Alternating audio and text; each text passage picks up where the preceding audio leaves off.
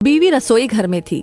पति इस आवाज में बोला, सरिता, आज माँ आ रही है, मैं माँ को स्टेशन लेने जा रहा हूँ। इतना सुनते ही सरिता ने माथा सलवटों से भरकर कहा, ले आओ, मैंने कब मना किया है? तुम्हारी माँ लाओ या मत लाओ। मेरी माँ क्या तुम्हारी कुछ नहीं लगती? विवेक ने कहा। विवेक सरिता की आंखों से उसके हृदय को पढ़ चुका था। गाड़ी की चाबी उठाकर बोला, देखो सरिता, माँ पिछली बार आंखों में आंसू लेकर गई थी। पूरे 4 साल बाद हमारे पास कुछ दिनों के लिए आ रही है। मैं चाहता हूँ सब हंसी खुशी रहे और पिछली बार जैसा कुछ नहीं होना चाहिए।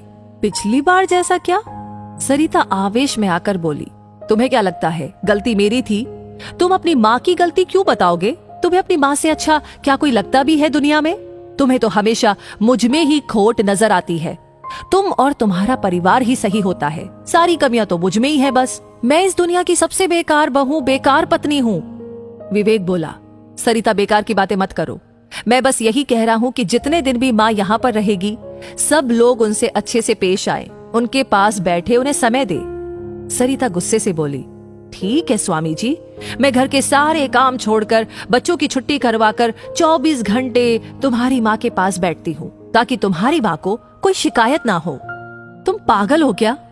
विवेक ने कहा, जो मैं समझाना चाह रहा हूँ तुम समझना ही नहीं चाहती। सरिता फिर बोली, मैं सब समझ रही हूँ।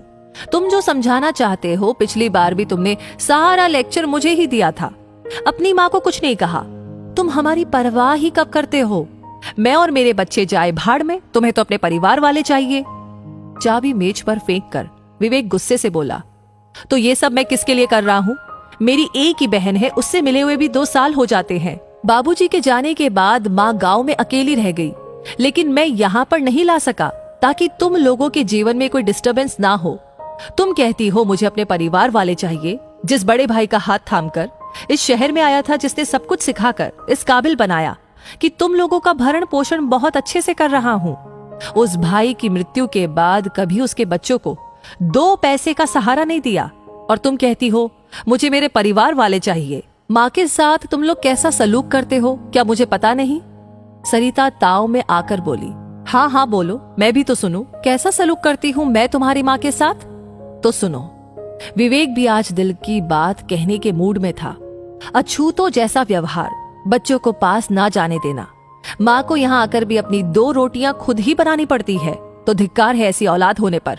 और सुनो, बचपन में मुझे रात में उठकर रोटी खाने की आदत थी।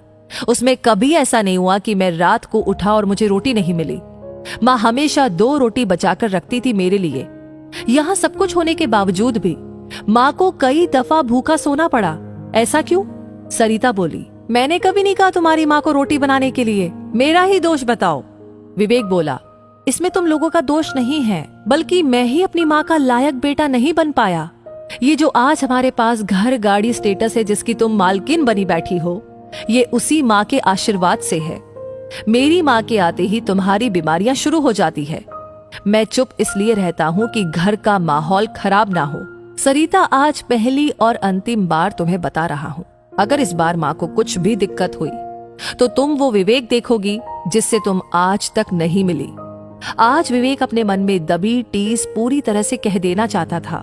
विवेक का पहली बार ऐसा रूप देख करके सरिता ने अब चुप्पी साध ली थी। माँ वही दरवाजे के पास खड़ी पहली बार अपने बेटे विवेक को अपने लिए जिरह करती हुई सुन रही थी।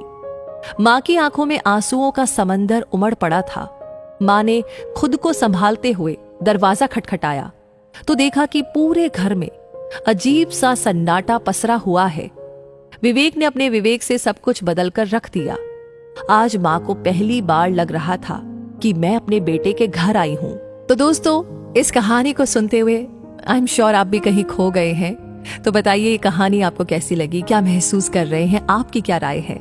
इसे ऑलरेडी आपने लाइक कर दिया है तो इसे शेयर करना भी बिल्कुल ना भूले, क्योंकि आपके लाइक कमेंट्स होते हैं हमारे लिए असली मोटिवेशन ऐसी कहानियां आप तक पहुंचाने के लिए। वैसे ये कहानी आपको हमेशा मिलती रहे, उसके लिए हमारे पेज को फॉलो करना ना भूले। तो मिलूंगी अगली कहानी में बहुत जल्दी ही। तब तक के लिए आपसे कहूंगी धन्यवाद।